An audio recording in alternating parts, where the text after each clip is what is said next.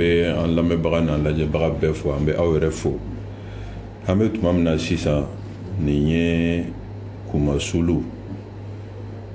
ani maloya tuma ye n b'a daminɛ n'o ye fɔlɔ maa o maa bɛ jamana in fɛ bi i kumasululen don i maloyalen don maloya ye mun ye anw ka jamana ye nin ye a san 10 ye anw de bɛ lobo lamba la coup d'état tɛ coup d'état ye fanga bin tɛ fanga bin ye o ye maloyaba ye a kumasulu yɔrɔ ye min ye jamana wɛrɛ de denw bɛna anw ka jamana k'an dɛmɛ k'a lafasa anw yɛrɛ kɛlen bɛ ka minnu dilan k'olu bila lafasali la olu dɔw bɛ place ɲini kɛlɛ la Bamakɔ o ye kumasuluba ye min kɛra kunna sini o de ye dɔ fara tuguni o kumasulu ni o maliyali kan donc an bɛ min fɔ bi tuma in na maa o maa bɛ jamana ko la i tɛ i yɛrɛ ka ko la i tɛ se k'a fɔ k'i bɛ se ka nin ko ninnu minɛ ni nisɔndiya ye président a taara maa minnu fɛ o ye CNSP kɔrɔ n'o ye minnu ye IBK ka fanga bin sɔrɔ so n'o ye Asimi Goyita n'a ka mɔgɔw ye olu de ye président bandaw ta anw ma wele an ma ɲininka premier ministre Mokhtar Wane u ni président jɛra ka sugandi anw ma wele an ma ɲininka u y'u ka baaraw daminɛ CNT sigira an ma wele an ma ɲininka baaraw daminɛna gɛlɛyaw kɛra mais baaraw daminɛna an bɛ tuma min na komi bi gouvernement tun commencera ka walanwalan dɔɔni fo ka tila ka na gouvernement kura sigi ka politique mɔgɔw don a la ne bɛ se k'o kuma fɔ k'o wasa bawo anw yɛrɛ ka tɔn n'o ye yɛlɛma ye anw t'a la donc anw bɛ se k'a kuma fɔ n'anw tun b'a la n'an tun ko k'an b'a kuma fɔ cogo dɔ la a bɛ fɔ k'an b'an yɛrɛ ka kɛlɛ la anw ko Mali anw ka faamuyali la tuma min na transition tun bɛ ka commencer ka sira ɲuman ta tilennen ta pour que kalo 9 min bɛ nalen ko ninnu bɛɛ ka se ka ɲɛnabɔ nin nana kibaruya gɛlɛn anw ye min faamuya nin na an ka tiɲɛ yɛrɛ yɛrɛ fɔ Mali ko tɛ sariya sun la fasali charte ou bien constitution la fasali o ko tɛ nin ye place ko ni jɔyɔrɔ ko de place ko jɔyɔrɔ ko sisan halisa an b'a ɲini u fɛ Mali sɔrɔsiw ɲɛmaa minnu bɛ nin ko in na halisa tuma dɔ sera an bɛ se ka segin an kɔ an ka jamana in bila an yɛrɛ ka jɔyɔrɔw sanfɛ an ka kow kɛ nɛmɛ-nɛmɛ na sigikafɔ ni o ye danbe ye an ka jamana in kɔnɔ an k'o sabati o yɔrɔ in na an bɛ foli kɛrɛnkɛrɛnnen labila ka taa maa o maa ye baara kɛ nin tile fila in na ji jukɔrɔ pour que maaw ka bɛn kow kana tiɲɛ an b'u bɛɛ fo o sigikafɔ ani o boliboli minnu bɛ sen na CEDEAO ta nana fara kan donc halisa an ka sigikafɔ kɛ damu ye an ka segin an kɔ transition président n'o ye bandaw ye an ka lasegin a nɔ la bandaw de bɛ premier ministre sugandi n'a ye danaya da maa min kan a n'o ka baara kɛ ale de bɛ gouvernement fana sugandi Mali sariya kɔnɔna na hali charte in kɔnɔna la président de bɛ nin bɛɛ kɛ ni a sɔnna ka taa sira min fɛ an ka t'o sira fɛ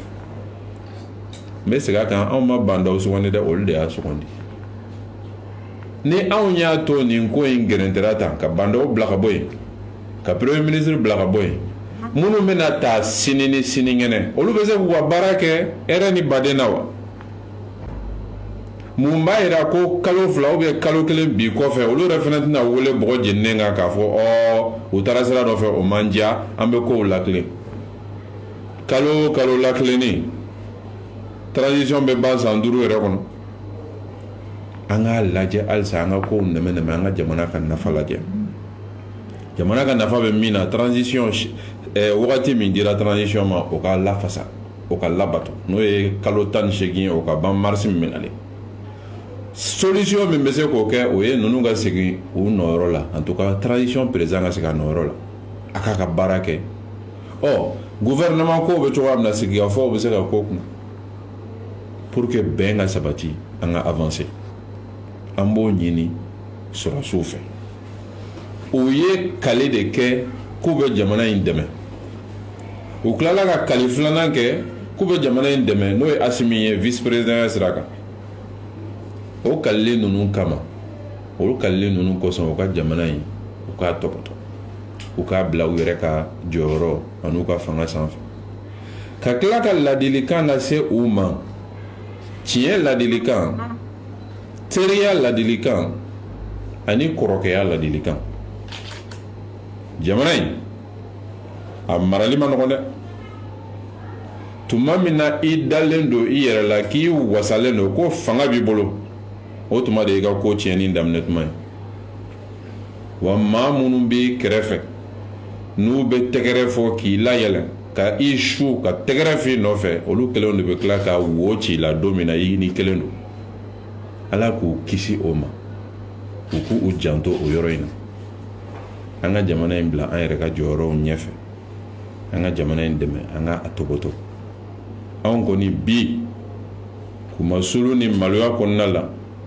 an bɛ se ka nin de ɲɛfɔ an bɛ nin ɲɛfɔ fana ka wasa anw tɛ foyi ɲini transition ko la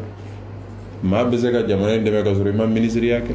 maa bɛ se ka jamana in dɛmɛ ka sɔrɔ i tɛ directeur la anw ka tɔn kɔni ani anw n'a ɲɔgɔnna caman anw tɛ foyi ɲini transition in kɔnɔna la u ka bɛn an ka taa ni ɲɔgɔn ye mais yɛlɛma marifa yɛlɛma ni m'i janto a dɔ la i yɛrɛ bɛ kɛ a sara jugu cɛliba ye dɛ an ka hakili to la halisa an kɔni tɛ fɛ jamana in ka se ko fo k'a fɔ ko sanction ka bin an kan o man d'an ye ka jamana datugu ka jamana bali mɔgɔw ka balo sɔrɔ ka jamana bali mɔgɔw ka carburant sɔrɔ ka jamana bali ka fonctionner an t'o fɛ an b'a ɲini ala fɛ ala ka hakili ɲuman di bɛɛ ma an kana so yɔrɔ la hali maa kelen kelenw ka sanction bi u kan an tɛ nin si fɛ parce que nin si man ɲi an ka jamana ma donc halisa an ka sigi ka fɔ sabati an ka hakili ɲuman ta ka taa jamana ka nafa ɲini sira kan an ka bɛn ɲini ni bɛɛ y'o sira ta peut-être a bɛ se ka bɛn sababa ma o bi an bɛ se k'o de fɔ aw ka ɲininkali in kɔnɔna na ala ka jamana in dɛmɛ halisa. Président, n'a tɛ k'i ma basi bi an y'a ye k'a fɔ i ka bɔli la caman y'a critiqué kosɛbɛ ko i ni Faransi bɛ bɛnkan na n'i y'a lajɛ bi ko mɔgɔ minnu bɛ yen bi n'o ye Asimi n'a ka cɛdenw ye k'olu ni Rusi de ka so yala i ka kuma in na Mali ni Rusi ka partenaire ani Mali ni France ka partenaire jɔn bɛ se k'an bɔ nin dingɛ kɔnɔ. Mali ni Mali ka partenariat de b'an bɔ dingɛ in kɔnɔ fɔlɔ ne ye kuma in daminɛ ka ban ma Faransi fɔ ma Rusi fɔ ma yɔrɔ wɛrɛ fɔ k'a fɔ minnu bɛ k'a fɔ ko nin bɛ Faransi fɛ nin bɛ Rusi fɛ o de bɛ ka nin tiɲɛ nin bɛɛ ye kuma de n bɛ misali di aw ma transition y'a daminɛna don min na fo ka taa se bi ma est-ce que a bɛ fɔla ko minnu bɛ Rusi fɛ aw y'u ye ka Faransi nɛni yan est-ce que a bɛ fɔla ko minnu bɛ Faransi fɛ aw y'u ye ka Rusi dɔgɔya transition ɲɛma bɛɛ depuis CNSP n'o ye sɔrɔsiw ye ka taa se bandaw ma ka taa se premier ministre ma ka taa se ministre ma ninnu si ma jamana fusaya ni jamana ye donc o tɛ problème ye u ni ɲɔgɔn cɛ dɛ nin problème nin ye jɔyɔrɔ ko dɔrɔn de ye a banna jɔyɔrɔ ko de don ni jɔyɔrɔ ko don an k'a lajɛ an bɛna se k'a dilan cogoya di ka sɔrɔ ko bɛɛ ma tiɲɛ sinon an kana ɲɛsin nin jamana ma an kana ɲɛsin nin jamana ma Mali k'i ɲɛsin a yɛrɛ ma Maliyɛn ɲɛmaaw ka kuma u ni ɲɔgɔn cɛ u k'u bolo di ɲɔgɔn ma kɔfɛ jamanaw ka sɔrɔ ka na an dɛmɛ o sira kan Mali mago bɛ jamana bɛɛ la Mali man ka i kɔ don jamana si la Mali kan k'i a yɛrɛ ka intérêt de lajɛ jamana min b'a dɛmɛ o intérêt sira kan n'o ka baara kɛ o tuma la o yɔrɔ la donc o ye ne ka faamuyali cogo ye wa n b'a dɔn fɛnɛ fɛn fɛn bɛ transition baara la minnu b'a kunna u bɛɛ ka hakilina ye dɔ ye k'a daminɛ Asimi Goyita la ka na se bandaw ma ka tɛmɛ Sadio Kamara ni Modibo Kone la ka na se Moktar Wane ma ninnu bɛɛ ka hakilinata de ye nin ye nin tɛ furancɛ u ni ɲɔgɔn cɛ dɛ ni furancɛ don preuve foyi tɛ maa si bolo k'a fɔ ko o furancɛ bɛ yen an kana o yɔrɔ ninnu lajɛ an k'a lajɛ bi mun de ka ɲi an ka jamana ma mun de b'an ka jamana in transition basigi mun de b'a to saratiw bɛ dafa bɛɛ b'a nafa sɔrɔ an ka taa o sira fɛ jɔyɔrɔ ɲinilaw mankan fucilaw a caman bɛ yɛrɛ ɲini de la o misaliw caman bɛ aw bolo yan an tɛ dɔw la k'o walawala anw ko jamana de an ka jamana in lajɛ. Ok, président, il y a une concertation qui est charte adoptée et va savoir la barre de la commission et la commission en plus voilà wati en yere qui inyinga temu chati jamana kan ka adopter charte kan ka baramunde na est-ce que bibina charte be niveau mina vice président be se ka prérogative ta ka président ni ka premier ministre et ka pouvoir c'est ka prérogative bo la ina ko be ko ko ni ka soro ko coup d'état té wannan man ye président pendant kan ka démissionner bi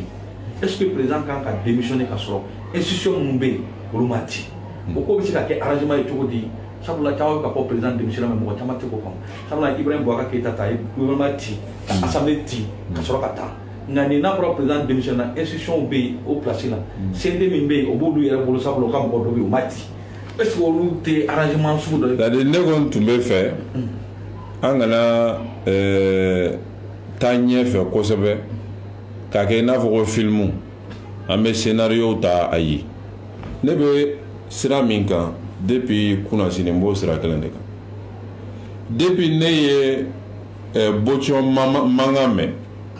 depuis bandaw ma minɛ Mokutari Wade ma minɛ n ye weleli kɛ surasi ninnu n bɛ maa dɔw la n ye weleli kɛ n'o y'a sɔrɔ aw b'a la a y'a dabila n'o y'a sɔrɔ aw t'a la a y'a dabila nin man ɲi aw ma a man ɲi Mali armée ma a man ɲi Mali ma n y'o de fɔ kuma kɔnɔ ninnu tɛ se ka kɛ foyi ye anw teriw n'an dɔgɔninw kɔ ne yɛrɛ ye surasi den de ye fɛn fɛn bɛ kɛ sababu ye ka surasiw lanɔgɔ ani ka Mali armée lanɔgɔ an man ka sɔn a ma nin waleya ninnu dɔw y'o ye hali ni aw m'a ye bi aw b'a ye sini ni sinikɛnɛ donc halisa k'a fɔ ko bandaw ka démissionner a tatɔ ka nin kɛ a ka nin kɛ ne t'o yɔrɔ la ne tɛ fɛ k'o mɛn tulo la n tɛ fɛ ka y'o yɔrɔ la ni ala y'a latigɛ ala de y'a latigɛ ne bɛ yɔrɔ min na an ka segin an kɔ an ka bandaw bila a place la min y'a diya n'a bɛ fɛ a n'o ka baara kɛ an k'olu bila a place la anw ma bandaw ta dɛ komi n y'a fɔ cogoya min na olu de y'a ta ɔ n'o y'a ta an ka taa o sira fɛ fo ka taa transition in laban o y'an ka laɲini ye nin kan ka nin kɛ nin man ka nin kɛ an ma so tuma ma fɔlɔ wa ala ka n'an so tuma ma comme nous n'avons jamais ko bandaw ye wala sa n y'o de fɔ o fɛn caman bɛ mɛn réseaux sociaux kan mais min bɛna kɛ sini ni sinikɛnɛ o bɛ ala bolo an ka ala deli mais minnu fana bɛ yen ni se b'u ye bi an k'olu fana deli mais an k'u deli u k'a dɔn olu yɛrɛ ka intérêt de b'a la dɛ kuma dɔ bɛ f'i ye don dɔ la a bɛ digi i la mais i b'a ye i ka nafa b'a la sini kuma dɔ bɛ f'i ye don dɔ la a ka di i tulo la a b'i sewa a bɛ ti i nun dɔ kala la ala k'an bɛɛ kisi erreur ma erreur min bɛna an cun an tɛ se ka bɔ a dingɛ kɔnɔna la an bɛ o ladilikanw lase an dɔgɔninw n'an teriw ma an bɛɛ ka jamana in lajɛ donc ne tɛ fɛ ka avancer nin kan ka nin disu nin man ka nin dusu ne bɛ nin position min na depuis n bɛ continuer nin position in na sini kɔni bɛ ala de bolo nka ala mana kɛ cogoya min na fɛnɛ an bɛ dugawu kɛ jamana ka hɛrɛ sɔrɔ o kɔnɔna la. Dernière question est bien pour nga bok mana éclaircissement sabla kera confusion est-ce que bibina sabla ko ye charti barake a docteur awnyana est-ce que bibina ale ala ka kisi bora ka fo ni bandawte sabla nya ya ka soro subu fu ni na nyama dama chat soro sutala est-ce que bibina prérogative bu bolo ka ko bi ko asim ka jamana diriger bi selon la charte charte sebena min be charte ngono jamana kono dum be bado parce que charte a jubaju e munye anga constitution de be fanga be di président al nawe charte ko na laje organe de transition e jumeni président gouvernement ani CNT o te tien yo président a yoro de la vice président to ko be ko vice président sigira ka président de ma ka barala o kɔrɔ ye min ye vice président ni président kan k'u bolo di ɲɔgɔn ma ka baara kɛ nka président de ye ɲɛmaa ye dɛ ne kɔni y'a faamuya ten de mais nin yɔrɔ ninnu bɛɛ la halisa sigikafɔ ka sigikafɔ fɛ ni hakili ye fɛnɛ hakili min ye ka jamana bila i yɛrɛ ka jɔyɔrɔ ɲɛ ne dalen b'a la ni bɛɛ ye baara kɛ n'o ye an bɛ bɔ nin na wa n b'a bisigi fɛnɛ an bɛ bɔ a la ni ala sɔnna halisa ala ka jamana dɛmɛ aw ni ce. président ne kun b'a fɛ ka ɲininkali dɔ kɛ qui n'est pas dans l'actualité parce que an bɛ ka ye commentaire bɛɛ la mɔgɔw bɛ ka ɲininkali kɛ ko carte ɲina ko gɛlɛya bɛ maliyɛndenw kan e dun bɛ président y'a ɲininka yala an bɛ se ka mun kɛ bi minnu bɛ tunga la maliyɛndenw minnu bɛ tunga la franchement a kun ka di n ye k'i da don carte ɲina ko gɛlɛya b'u kan kosɛbɛ. carte ɲina ko gɛlɛya a sira ye sira caman ye parce que ne bɛ taa jamana kɔ kan kumaw bɛ fɔ n ye fɔlɔ ye min ye fɔlɔ Mali gouvernement bɛɛ depuis indépendance fo ka taa se bi ma an bɛɛ ka sira ye jamana kɔnɔden min bɛ jamana kɔ kan u hakɛ ka dɔn tiɲɛ kan u bɛ jamana minnu kɔnɔ o jamana ninnu k'u hakɛ dɔn parce que an bɛ siran a kana caya cogoya dɔ la o jamana kɔnɔ ɲɛmaaw ma o de la an bɛ recensement kɛ an bɛ fɛɛrɛ tigɛ pour que hakɛ caman ka bɔ a la ka tɛmɛ hakɛ yɛrɛ kan o de la araveki daminɛ la valise minnu cira ka taa a valise ninnu ma labɔli kɛ mɔgɔ minnu bilala ka taa recensement na o mɔgɔ ninnu ma caya a kɛra tɛ ka tile la n'i y'a lajɛ bi na araveki kɔnɔna na carte ɲina kɔnɔna la malien de la diaspora a tɛ tɛmɛ maa 1,000,000 kan alors que an bɛɛ b'a dɔn malien de la diaspora dɔgɔyalenba ye 7,000,000 fo 8,000,000 an bɛɛ b'o dɔn o de la caman bɛ a tɛ mɔgɔw bolo o tuma kelen na Mali bɛ ka commencer k'a ka papier ko bɛɛ tengu nina na sisan n'i bɛ fɛ ka passeport sɔrɔ nina i bɛ fɛ ka fɛn caman sɔrɔ a bɛ ka don nina la bon o de fana ye sira ɲuman ye parce que diɲɛ bɛɛ yɛrɛ bɛ ka baara kɛ n'o de comme carte d'identité biométrique de diɲɛ bɛɛ ye sisan papier gansan comme an ka carte d'identité bɛ cogoya min na diɲɛ maa si tɛ o jate donc anw fana obligé de ka taa biométrie sira kan mais anw bɛ taa biométrie sira kan alors que anw ka jamana kɔnɔdenw fanba ma ta biométrie la o de ye problème ye o ye problème fanba ye mais problème fan dɔ fana ye min ye caman bɛ kɔfɛ kɛrɛnkɛrɛnnenya la Europe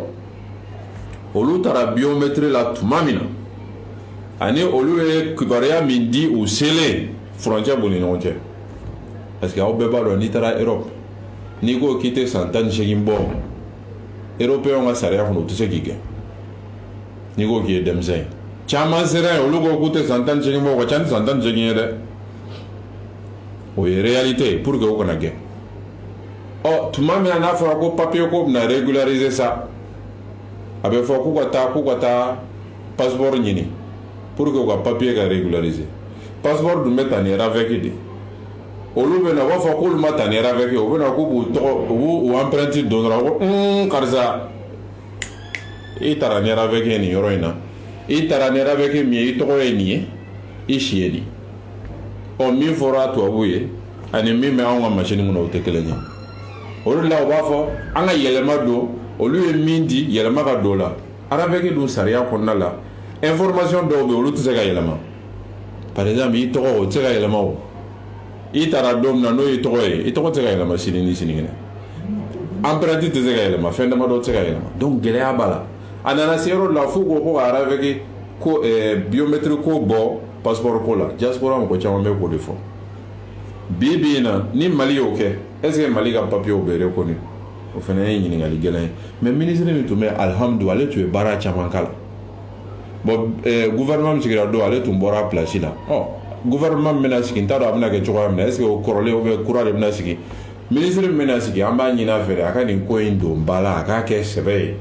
pour que diaspora bɛɛ ka recenser mɔgɔw bɛɛ ka papier sɔrɔ minnu bɛ yen sa ni olu ma tiɲɛ fɔ u ka papier ko la a fana ka fɔ olu ye parce que jamana tɛ se ka tugu i nɔfɛ e ye information min di fo jamana ka tugu e nɔfɛ o sira kan o fana ka gɛlɛn o ko ninnu bɛ gérer cogoya min na olu bɛ se ka lajɛ ji ɲɛma jɔlen na donc n bɛ se k'o de fɔ RAVEC ko ni carte ɲina ko la. ok d'accord kumakan laban président la an b'a dɔn i ka baara ka ca nin waati in na surtout conseil i bɔra k'a fɔ e yɛrɛ jɔyɔrɔ caman kɛ Mali kɔnɔ yan surtout i ye premier ministre kɛ ka tɛmɛ i ye ko caman kɛ Mali kɔnɔ yan donc kɔrɔ ye k'i bɛ jamana in dɔn i b'a mara cogo dɔn n'a fɔra ko sisan conseil b'i bolo ka ɲɛsin i dɔgɔninw ma i bɔra k'a fɔ min ye marifatigiw ye sabula waati bɛɛ ka marifa ta ka taa fanga daraki o tɛ ko ye ko min bɛ se ka jamana bɔ nɔgɔ la conseil jumɛn de d'u ma nin waati in na walasa ko min bɛ yen vraiment ka se ka lajɛ di ɲɛ ma jɔlen na solution ka sɔrɔ u bɛ se ka taa kalata la min bɛ na projet légitime dɔ sigi an ma. yanni n ka so yɔrɔ ma n bɛ min fɔ bandaw ale tun ye ne ka ministre de la défense a taara président de transition ne t'a kalama ma ɲininka komi n y'a fɔ cogoya min na a ye nin kalo damadɔ bɛɛ kɛ présidenya la ne ma s'a ma an bɛ u dɛmɛ mais ma s'a ma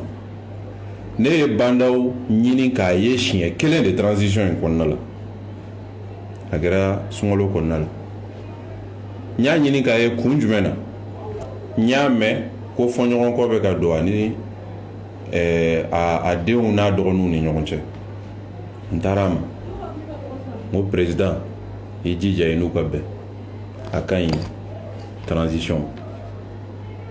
ɔ an ye o baro kɛ ne taara a don yɛrɛ ne taatɔ ka bɔ présidence la ni Asimi Goyita bɛnna présidence couloir kɔnɔ n y'a fɔ Asimi fɛnɛ n bɛ fɛ k'i ye a ka di n ye kuma dɔ bɛ yen ka taa f'i ye n tun bɛ fɛ ka taa fɔ ale fɛnɛ a y'aw jija aw ni président ka bɛn mais n ma se k'ale ye n kɔni y'a ɲɛfɔ bandaw ye o kɔrɔ ye min ye a bɛ se ka kɛ fili ye bandaw sɔrɔ yɔrɔ dɔw la a bɛ se ka kɛ mais ka taa se fo nin tiɲɛni waleya ma a ma ɲi jamana ma dɛ donc halisa an ka segin an kɔ an ka transition in basigi o y'an ka laɲini ye n y'a o de bɛɛ fɔ kuma kɔnɔ n b'o kuma kelen de fɔ an bɛ dugawu de kɛ ala ka hakili ɲuman di bɛɛ ma ala ka bɛɛ kɛ jamana kanuba ye ala ka bɛɛ kɛ jamana kanuba ye ka tɛmɛ i yɛrɛ kan n'u bɛɛ kɔrɔ ye siga foyi t'a la bɛn bɛ kɛ min ka ɲi jamana ma ala k'o kɛ. Monsieur le Président.